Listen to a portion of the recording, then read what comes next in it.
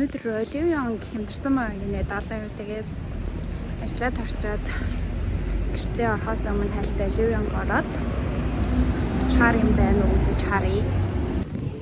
Оливион 6 сарын 6 хүртэл өнөөдөр 5 сарын 31 юм баггүй.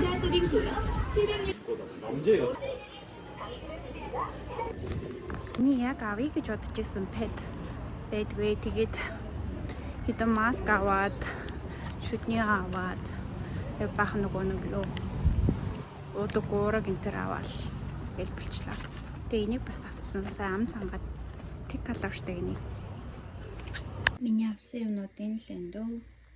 За өнөөдөр чинь 6 сарын 1 хүүхдийн баярын өдөр ахаа. Бүгдэнд нь их хүрсэн баярын мэнд хүргэе. Ажлаа тарчаад айсаа орж ирээд гэрээ хавтгуурыг солиод би нэг хайрлан тавгийнхаа тагийг хаглаа ицсэн. Хайрлан тавганда таг авах гээд.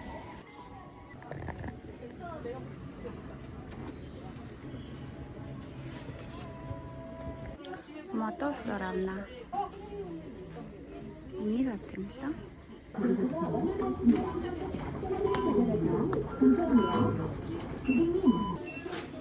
Гэрээс дайсаа жоохон зайтай байдаг байхгүй юу. Тэгээд яг манай ажлын яв дотор дайсаа байдаг. Замаараа дайсаа орчоод ханаад авчаад одоо гэлөө гарах чинь. Өглөө ууланд гарч ирчээд тэгээд өдөр ажил дээр идэх болоо уулын цаг бэлтгэх гэж байна. Одоо энийг болохоор ингээд тусгай шарагчнда шараал тэгэл шууд савлгаа авч тавахгүй. Тэгээд өглөө гурвалжин мата твтээсэн байгаа. Тэгээд одоо өглөөд болохоор оёс иддэг. Оёсоо бас холоосон твтээч гисэн. Сараа амтад хүмүүстэй өндөр яг хөндөр самар энтрага нөгөө өдөр хоолныхоо дундуур бас жоохон өсөөдөг үедээ тэр сэнийг амар өсөөгөж гисэн жоохон өсөж байгаа үедээ иччихээр ичтэй. Тэгээд одоо энэ болохоор миний өглөөний цай байна. Ногоон смути. Ингээд манай марцсан буцаж дийлсэн юм байна. Ямар гэсэн батсан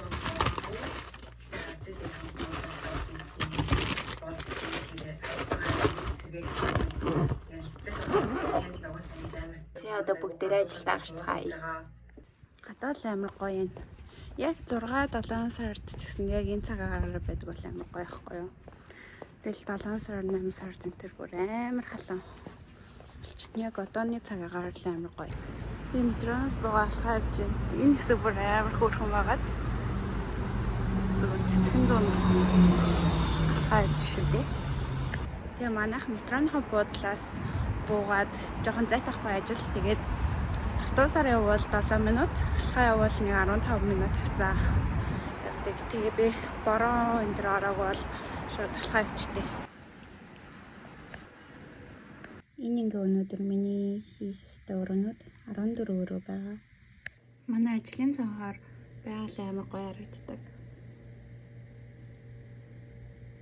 Гоё харагдаад. Ноо.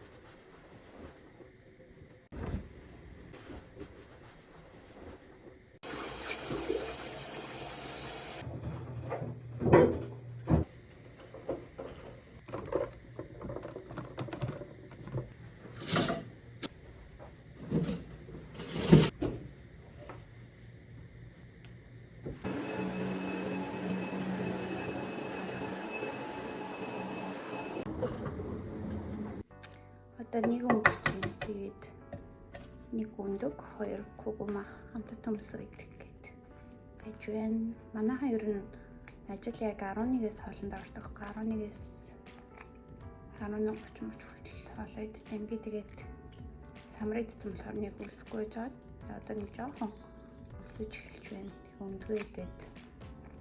Одоо гэхдээ би аим хурдан ичиж одоо надаа 3 өрөлт тоо. Биш 4 өрөлт тоо. Ажил дуусаалдад өсмөс бүр зүгээр амар сэгсэгцэн.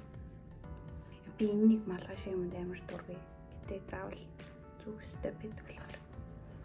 Тэгээд одоо энийг идэх гэж байна. Жохон өсөлтөө одоо надад нэг өрөө. Одоо энэ миний сүүлийн өрөө. Тэгээд 3 цаг болж байна.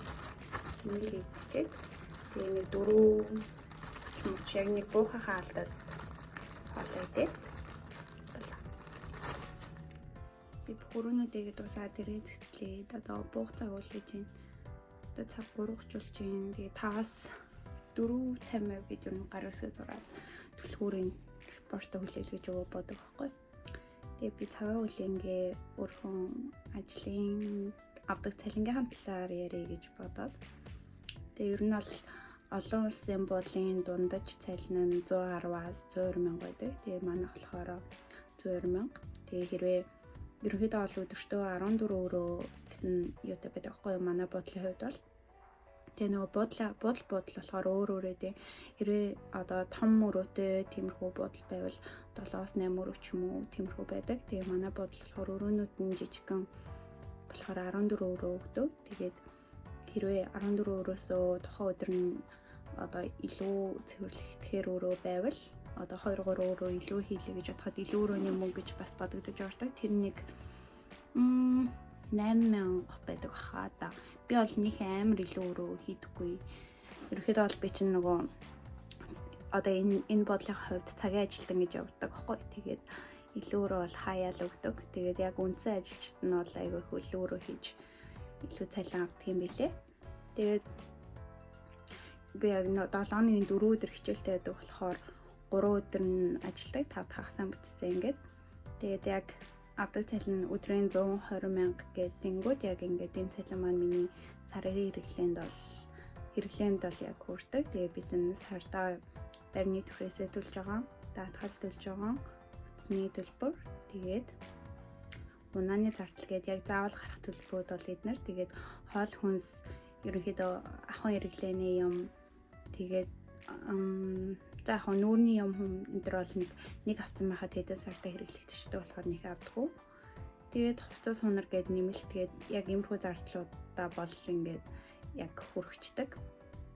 Харин тэгээд хичээл амруул хичээлийнхаа 3 сарын хугацаанд бол яг ажиллаад тэгээд төлбөрөө болдог байгаа. Тэгээ хичээл орсон үед болохоор 7 хоногтоо нэг амрах ч юм уу тэгж ажилладаг. Тэгээ миний цалингийн хувьд бол яг тийм байна. Тэгээ ер нь бол Солонгос дээрээд яг өөрхөн төлбөрийг олж чаддгүй гэвэл яг тэр бол 100% өөрөөс хамаарсан асуудал гэж би боддог. Үнэхээр ажлаа ингээд олоо хийгээд байвал төлбөрөө бол 100% бүрэн өөртөө олох боломжтой, хэрэглээгээ ч гэсэндээ болохоо явах боломжтой гэж би хардаг. Хэлний бэлтгэлд байдаг хүүхдүүдийн хувьд бол жоохон хэцүү байдаг байх гэж би бодож байна. Ягаад гэвэл хэлний бэлтгэл ингээд 7 өдөр болго ордог.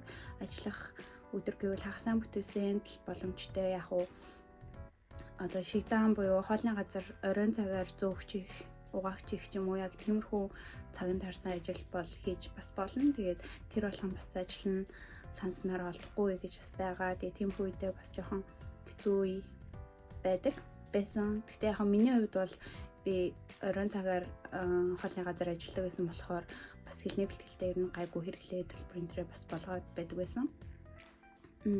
Хичээл ороод их сургуультай ороод бас ер нь бол 3 сарын хугацаанд битүү ажиллаад тэгээл 7 хоногийнхан бол хичээлгүй тэгээ хагас утсан амралтын өдрөө ингээ ажиллаа хэрэглээгээ болгоод байдаг болохоор бас болдог. Гэхдээ яг нөгөө илүү мөнгө хураах тал дээр бол арай боломжгүй байдаг. Яг л хэрэглээ төлбөртөө тарчдаг болохоор яг тэгэж мөнгө хураах тал дээр бол жоохон боломжгүй байдаг гэж би хардаг. Гэхдээ яг нөгөө манай сургуулийн төлбөрийн хувьд жоохон ер нь бол өндөр талтай гэж би хардаг байхгүй. Ер нь дунджаас жоохон дээгүүр ер нь бол улирлын 3,700,000 вон гэдэг. Тэгээд тэрэн дээрээ ингээд өөрхөн сар бүр барьны мөнгө хэрэглээний хамаагүй ингээд олоод явахаар яг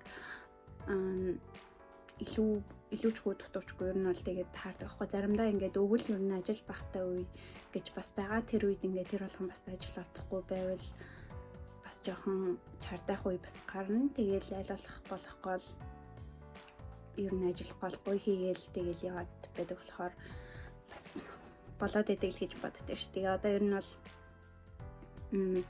төгсөх төгж гин.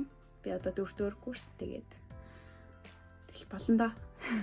Тэгээ одоо өнөөдрийнхэн влог ингээд өнөөдөр миний нэг өдрийн ажлын влог болгож оруулаад Тэгээ дараагийн влогоор уулзтлаа. Түр баяртай. Like, subscribe тарахаа битгий мартаарай.